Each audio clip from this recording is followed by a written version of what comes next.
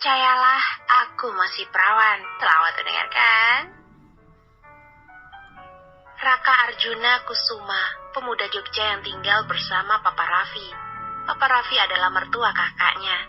Dikarenakan karena anak satu-satunya Papa Raffi meninggal dunia, akhirnya Papa Raffi meminta bantuan Raka agar mau mengurus perusahaannya di bidang arsitektur, sambil kuliah juga di Bandung. Raka memanggil Raffi dengan sebutan Pak D, dan pada istri Papa Raffi dengan sebutan Bude. Mereka sangat menyayanginya. Mereka menyayangi dan membiayai sekolah Raka di salah satu universitas terkenal di Bandung. Raka merasa sangat beruntung mempunyai Bude dan Pak D yang sangat baik. Raka berjanji akan kuliah dengan baik agar bisa mengurus perusahaan Pak D-nya dengan baik. Sambil kuliah, Raka juga sambil bolak-balik kantor untuk segera menyelesaikan kuliahnya yang kini sudah masuk semester 8. Ya, tepatnya semester akhir. Ia sedang sibuk membuat skripsi dan bolak-balik merevisi. Pagi ini Raka sudah datang ke kampus. Ia membawa beberapa tumpukan buku dengan tangannya. Ia ingin ke ruangan Pak Harun untuk merevisi skripsinya. Raka terburu-buru hingga menabrak seseorang yang sepertinya juga sedang terburu-buru. Raka bertabrakan dengan seorang gadis. Buku Raka dan buku gadis cantik itu berserakan di lantai. Raka yang sudah terlambat merasa sangat jengkel dengan kejadian ini. Lo gimana sih? Jalan pakai mata dong, ujar gadis cantik itu sambil memunguti buku-bukunya yang berserakan. Kamu juga sama aja kan, tidak hati-hati. Raka juga memunguti bukunya. Lo kenapa sih lari-lari masih pagi, olahraga tuh di lapangan, jangan di jalanan, ucapnya lagi dengan nada yang menjengkelkan. Aku terburu-buru, aku ada bimbingan skripsi. Setelah memunguti bukunya, Raka berdiri melihat gadis yang ada di depannya itu. Ternyata begitu seksi. Astagfirullah. Raka langsung mengalihkan pandangannya. Kenapa lo kayak lihat hantu aja? Gadis itu menunggu Raka meminta maaf padanya. Kamu tidak punya baju yang pantas kah pergi ke kampus memakai baju kurang bahan seperti itu? Dara melihat dirinya menggunakan baju berwarna pink model Sabrina sehingga mengekspos bahu putih bersihnya. Rok levis yang sobek-sobek di atas lutut memperlihatkan betis indahnya bak bulir padi. Tas channel kekinian serta sepatu hak tinggi menambah kesan seksi pada dirinya. Alah, jangan munafik lo, bukannya laki-laki paling demen lihat yang seperti ini. Tatapan sinisnya langsung mengenai manik mata Raka. Aku pengecualian, enak aja pakai baju yang benar, jangan seperti Tarsan. Raka berlalu begitu saja meninggalkan gadis seksi itu. Dara langsung menghentakkan kakinya di lantai. Dara merasa kesal karena pemuda itu tidak meminta maaf padanya, malah mengatakannya Tarsan. Dara berjalan menuju kantin karena ia tahu pasti sudah terlambat. Dara memilih ke kantin membeli sarapan. Siapa yang tak kenal Andara? Gadis cantik dan seksi primadona di fakultasnya. Andara merupakan mahasiswi pindahan dari Jakarta tahun lalu. Banyak pemuda yang ingin menjadi pacarnya, tapi tidak satupun yang diterima, karena Andara berpikir pacaran hanya akan membuat hidup lebih rumit, ditambah lagi nasibnya yang sudah rumit. Raka langsung masuk ke ruangan Pak Harun. Ia langsung meletakkan buku-buku yang akan dijadikan referensi skripsinya. Pak Harun meneliti dan membaca skripsi Raka. Sesekali menanyakan referensi buku yang Raka bawa. Ada satu buku ternyata tertukar dengan buku gadis Tarsan itu. Raka mengusap wajahnya dengan kasar. Raka memberi alasan bahwa satu buku referensinya tertinggal di rumahnya karena pagi ini ia membawa buku begitu banyak. Pada kesempatan berikutnya Raka berjanji pada Pak Harun akan membawakan buku itu. Selesai bimbingan dengan Pak Harun, Raka merasa lega. Akhirnya skripsinya akan selesai dengan satu kali pertemuan lagi. Kali ini Raka harus mencari gadis Tarsan itu karena satu buku ada padanya. Raka melihat satu buku gadis Tarsan itu tertera nama Andara Sasmita. Di dalamnya begitu banyak gambar-gambar desain baju. Raka mengerti dan tahu di mana ia harus mencari gadis Tarsan itu. Sebelum mencarinya, Raka terlebih dahulu membeli cemilan dan minuman karena bimbingan kali ini sungguh menguras pikirannya. Setelah membeli beberapa cemilan dan minuman, Raka duduk dan memakan cemilannya. Mata Raka melihat gadis Tarsan itu juga sedang duduk sambil bermain ponsel. Raka ingin menghampirinya, tapi ada pemuda yang lebih dulu menghampiri Dara. Hei cantik, Andi menyentuh dagu Dara. Dara langsung menepisnya. Lo nggak usah sentuh-sentuh, minggir lo. Galak banget sih, nanti cantiknya hilang lo. Andi terus menggodanya. Bodoh amat, minggir gue nggak mau diganggu. Ucap Andara yang langsung bergeser di kursi sebelahnya lagi. Andi tidak lelah untuk kembali mendekati Dara. Ia juga ikut bergeser ke kursi sebelah Dara. Lo jangan cari perkara deh, nanti gue yang kena omelan mak lampir. Andi tertawa. Mak lampir siapa? Bini lo. Shh, sembarangan, dia bukan bini gue, dia tuh cuma fans gue. Bodoh amat ah. Lo kenapa sih gak mau jadi pacar gue kurang apa coba? Andi terus saja menyatakan cinta pada Andara. Lo kurang malu. Udah gue bilang kan, gue gak mau pacaran. Lu nembak, terus setiap ketemu gue, heran gue. Cewek banyak banget itu, Ndi, buta ya? Kesal dengan Andi yang tidak lelah mengejarnya, hingga kali ini Andara sedikit kasar pada Andi. Gue maunya lo, yang cantik dan seksi. Ledek Andi yang menyentuh dagu Dara lagi. Gue siram lo ya. Raka yang dari tadi memperhatikan adegan Andi dan Dara, yang tiada hentinya berdebat hanya tersenyum, serasa melihat sinetron live. Andi akhirnya pergi ke kelasnya, masih ada jam mata kuliah berikutnya. Melihat Andi pergi, Raka segera mendekati Dara. Dara sedang menggerutu. Laki-laki semua sama aja. Alasan menyukaiku hanya karena cantik dan seksi. Apa tidak ada alasan lain? Menyebalkan. Lihatlah bajumu seperti Tarsan. Laki-laki normal pasti akan menilai keseksianmu, ucap Raka. Andara langsung melengos ke arah sumber suara. Lo? Iya, kenapa? Lo juga pasti sama aja kan? Percaya diri sekali kau ini, Andara. Hei, lo tahu nama gue dari siapa? Dari buku ini. Raka menunjukkan buku yang tertukar dengan Dara. Hei, itu kan buku gue. Dara segera mengambil bukunya di tangan Raka, tapi Raka menangkisnya. Bukuku mana? Ya gue nggak tahu lah, buku kita tertukar Tarsan. Lo kenapa sih ngatain gue Tarsan terus? Andara begitu sebal disebut Tarsan. Karena bajumu mirip Tarsan. Lihat, Tarsan kan bajunya terbuka sepertimu. Raka terkekeh. Raka mengambil tas Dara dan langsung mengecek apakah bukunya ada di dalam tasnya. Buku-buku Dara sudah diletakkan di tasnya semua. Nah, ini bukuku. Mana buku gue?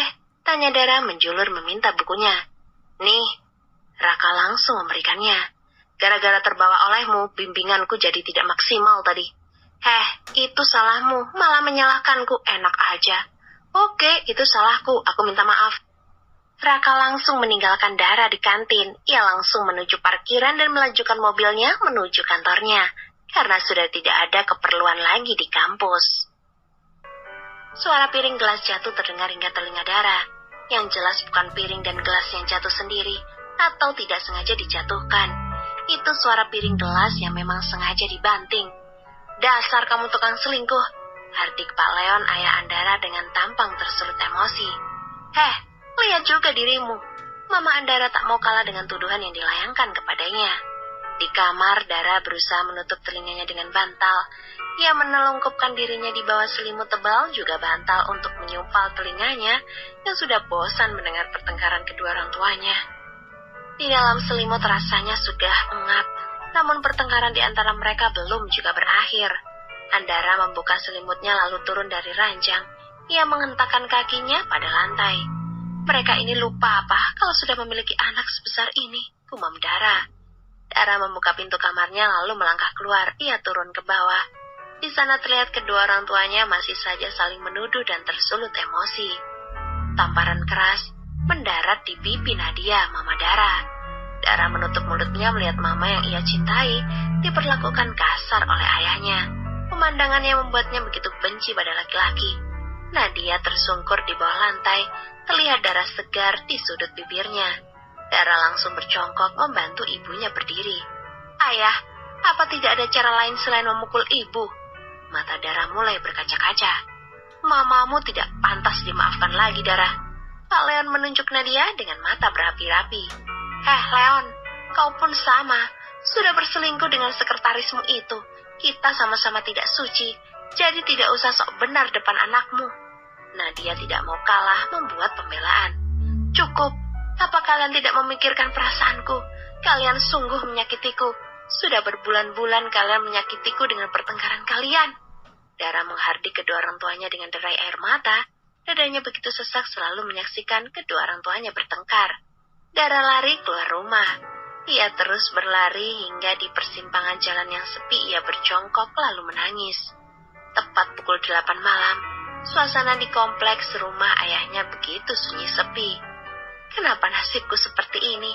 Aku juga ingin memiliki keluarga yang utuh, menyayangiku sepenuh hati, bukan terus menyakitiku dengan pertengkaran-pertengkaran. Apa berumah tangga harus seperti itu? Jika mereka tidak saling mencintai, kenapa harus ada aku? Kenapa mereka begitu egois? Dara terus saja berbicara dengan nada keras sambil menangis, meratapi nasib mempunyai kedua orang tua yang selalu bertengkar. Dara berteriak kencang hingga ada satu mobil yang berhenti di depannya. Seseorang itu turun dari mobil lalu menghampiri Dara. "Kamu sedang apa di sini?" Dara terus saja berjongkok dan menutupi kepalanya di atas lutut. "Tidak baik gadis malam-malam ada di sini." Dara memberanikan diri mendongakkan kepalanya. Ia terkejut melihat seseorang yang bertabrakan dengannya tadi pagi. Dara mengerjapkan matanya berkali-kali. Ia takut salah lihat, karena kali ini Raka menggunakan kemeja dan setelan jas serta kerahnya juga terlilit dasi. "Loh, gadis Tarsan." Raka ikut terkejut juga melihat gadis yang sedang berjongkok itu ternyata Dara, gadis yang tidak sengaja ia tabrak tadi pagi. Ngapain lo di sini? Lo ngikutin gue ya?" Dara memberanikan diri berbicara. "Percaya diri sekali. Kamu di sini dengan pakaian seperti ini. Gila. Nanti kalau ada laki-laki jahat bagaimana?" Raka memperingatkan Dara. Dara melihat dirinya ia lupa menggunakan jaket. Ia hanya memakai tank top dan hot pants. Dara langsung menangkupkan dua tangannya pada dadanya.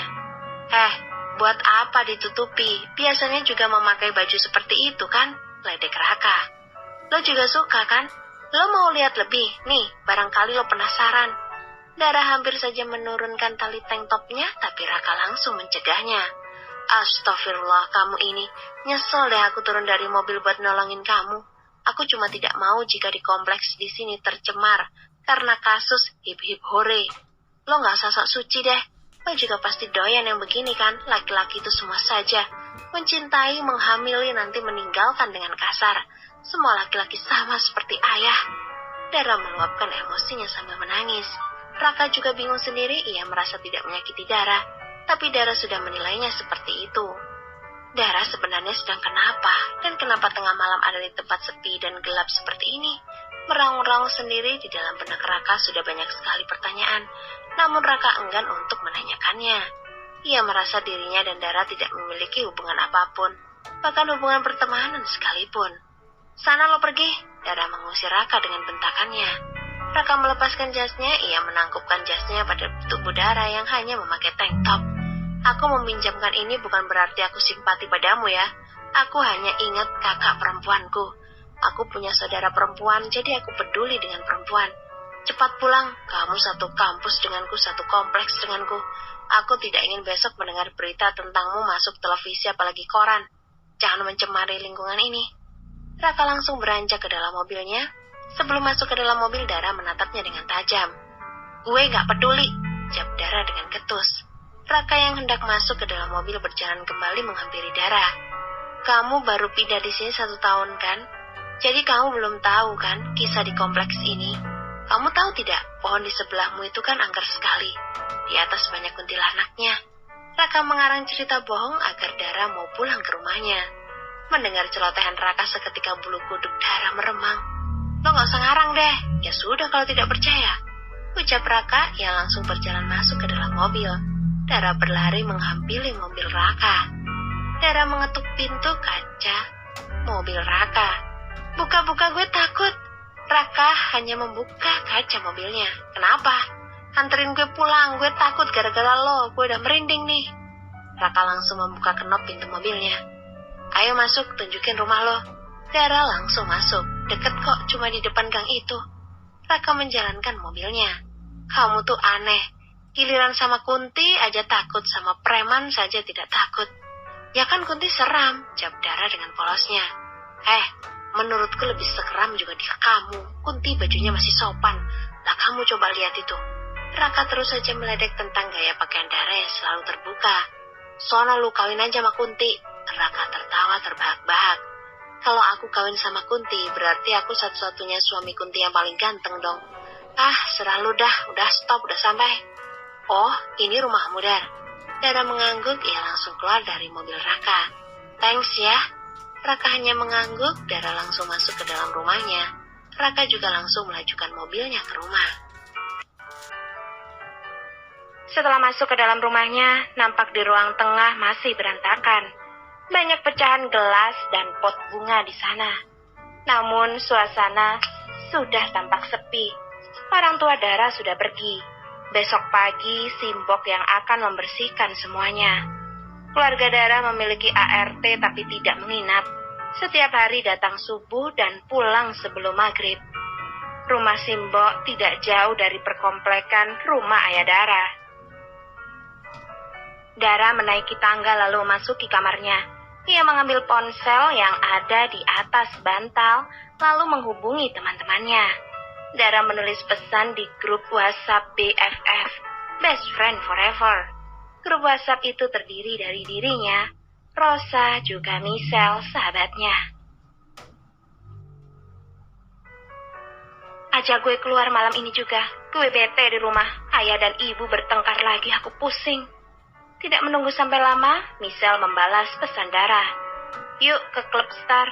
Hayu, aku juga jenuh nih dengan tugas-tugas kuliah. Aku mau ketemu pacarku juga di sana. Cepat jemput. Oke, aku jemput sekarang ya, Dar. Sip. Dara langsung bersiap-siap. Ia menaburkan wajahnya dengan bedak bayi, lalu memoles bibirnya dengan lip balm. Dara hanya menutupi tank topnya dengan jaket levisnya. Celananya sudah ia ganti dengan levis panjang tapi ketat. Rambutnya dikuncir kuda. Dan tidak lupa pula tas mungilnya untuk menyimpan dompet dan handphone. Suara klakson mobil Rosa sudah terdengar. Dara langsung turun ke bawah lalu mengunci pintu rumahnya. Tidak lupa juga mengunci gerbangnya.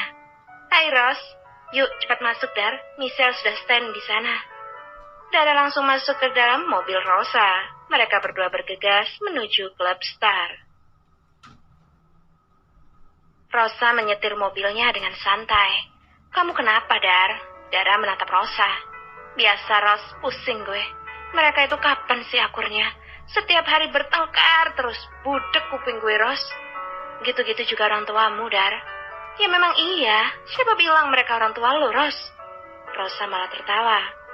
Sudahlah, jangan pikirkan lagi. Lebih baik kita bersenang-senang ya. Mobil Rosa terparkir di parkiran Club Star. Mereka berdua segera turun dan masuk ke dalamnya. Suara dentuman musik begitu terdengar berisik di telinga. Mereka yang ada di dalam begitu menikmati alunan musik yang DJ mainkan. Semerbak bau alkohol menusuk indera penciuman, menambah romansa syahdu malam ini bagi mereka penikmat klub. Rosa dan Dara menyusuri klub yang gelap, namun dihiasi dengan lampu gemerlap warna-warni. Mereka berdua akhirnya menemukan Michelle dan pacarnya Robbie sedang duduk berdua menikmati minuman sambil terus berpelukan. Woi, nempel terus. Rosa mengagetkan Michelle. Iya dong, makanya jangan jomblo terus kalian berdua, ledek Michelle. Michelle memanggil pelayan untuk memesan beberapa minuman juga cemilan. Kamu pesan apa, Ros? Samain aja denganmu. Rosa mengerlingkan matanya. Serius, Ros? Rosa mengangguk, ia mengambil sebatang rokok lalu menghisapnya. Kamu, Dar? Gue orange juice. Dar, kamu tidak asik sekali. Sudah sampai klub malah pesan orange juice, ledek Robbie. Sayang, jangan ledek sahabatku. Dia tidak bisa meminum alkohol, sayang. Dia kesini hanya ingin bersenang-senang, melupakan masalah dalam hidupnya, bela Michelle. Rosa yang sedang merokok menawarkan rokok pada Dara, namun Dara menolak. Dara sebenarnya tidak suka dengan bau asap rokok, apalagi sampai merokok, itu tidak mungkin. Coba pakai rokok ini, Ros. Robbie menawarkan sebuah rokok yang pastinya sudah mengandung sesuatu di dalamnya. Rosa menolaknya. Aku belum berani sampai sejauh itu, Rob, lain kali saja. Setelah mereka duduk beberapa menit, Dara mengajak sahabat-sahabatnya itu berjoget di depan DJ, menikmati alunan musik yang menggema di seluruh ruangan. Dara berjoget dengan antusiasnya, berusaha melupakan masalah yang ada dalam hidupnya. Selesai mereka bersenang-senang, terlihat Michelle dan Rosa sudah tak sadarkan diri karena terlalu banyak minum alkohol. Dara yang masih tersadar langsung menuntun Rosa menuju mobil Rosa. Dara akan menginap di rumah Rosa, dan dia yang akan membawa mobilnya pulang ke rumah Rosa. Sementara Michelle pulang dengan Robbie. Michelle dan Robbie sudah sering tidur bersama, dan itu tidak membuat Dara dan Rosa terkejut. Michelle juga anak dari keluarga terpandang. Namun sayangnya, kedua orang tuanya sibuk berbisnis ke luar negeri. Jadi Michelle menjadi anak yang kurang kasih sayang, hingga mencari kasih sayang pada laki-laki di luar sana, yaitu Robbie. Sesampainya di rumah Rosa, Pak Satpam langsung membukakan pintu untuk Rosa. Orang tua Rosa di dalam sudah terlelap. Dara memapa Rosa dengan perlahan. Rosa juga termasuk dalam keluarga berada, tapi kematian ibunya yang membuat dirinya terpuruk. Terlebih saat ayahnya menikah lagi dengan wanita seumurannya. Itu yang membuat Rosa menjadi gadis yang tak tahu arah. Mereka berdua akhirnya terlelap hingga Dara terbangun karena matahari yang menyilaukan masuk ke dalam celah-celah jendela kamar Rosa. Dara mengercapkan matanya, ia mencari ponselnya di bawah bantal, lalu melihat jam pada ponselnya. Dara langsung terkejut, ternyata sudah jam 8. Padahal jam 9 nanti ada kuis di mata kuliah Pak Andre. Jika tidak mengikutinya pasti akan mengulang lagi mata kuliah dengan dosen yang sangat menyebalkan itu. Rosa masih terlihat begitu lelap. Dara langsung bangun dari tidurnya lalu menuju kamar mandi. Ia hanya mencuci muka dan gosok gigi. Ia langsung membuka aplikasi taksi online. Dara hanya merapikan rambutnya seadanya. Ia mengoleskan bibirnya dengan lip balm yang selalu ia bawa di tasnya. Ia tidak mempedulikan penampilannya. Bahkan baju semalam masih ia pakai karena sudah terburu-buru. Taksi yang ia pesan sudah menunggu di bawah. Dara langsung turun ke bawah tanpa membangunkan Rosa. Di rumah Rosa juga terlihat sepi. Istri muda ayah Rosa itu masih berstatus mahasiswa. Mama tiri Rosa sepertinya sudah berada di kampus dan ayah Rosa jelas sudah berada di kantornya. Dara menaiki taksi, ia meminta supir taksinya untuk mengebut agar cepat sampai ke kampus. Sesampainya di kampus, ia langsung berlari menuju kelas. Ia merasa lega akhirnya bisa mengikuti jam mata kuliah Pak Andre yang menurutnya sangat killer itu. Selesai mata kuliah Pak Andre, perut Dara sudah tidak bisa dikondisikan lagi. Perutnya meronta meminta untuk diisi. Dara keluar kelas menuju kantin, ia memesan beberapa makanan dan minuman. Segera ia menghabiskannya. Karena akan ada jam kuliah berikutnya, setelah makan Dara segera kembali ke kelasnya. Di depan ruang dosen, Dara berpapasan dengan Raka. Raka terus saja memandang Dara yang merasa risih dilihat oleh Raka menjadi agak risih. "Apa lo?" Mata Dara melotot ke arah Raka. Tarzan, kamu tidak mandi ya? Lihat tank topmu. Masih pakai tank top semalam." Ledek Raka. Dara melihat dirinya sendiri padahal ia sudah menutupinya dengan jaket yang memang tidak ia kancing. Gue kalau beli tank top nggak satu-satu langsung selusin ya." Dara tidak mau kalah. "Bohong. Kamu pasti tidak mandi. Buktinya itu masih ada iler nempel di pipimu." Wajah Dara langsung memerah. Ia mengambil ponsel yang ada di sakunya. Raka yang melihat ekspresi Dara, ia buru-buru kabur dari Dara. Dara melihat wajahnya di layar ponsel lalu mengusap-ngusap pipinya. Mana nggak ada iler, dasar ya lo." Belum sempat ia meneruskan ucapannya, Dara tersadar kalau Raka sudah pergi. "Dasar cowok gesrek, awas aja lo kalau gue ketemu." Awas lo kalau ketemu lagi." Dara bergegas menuju kelasnya kembali untuk mengikuti mata kuliah berikutnya.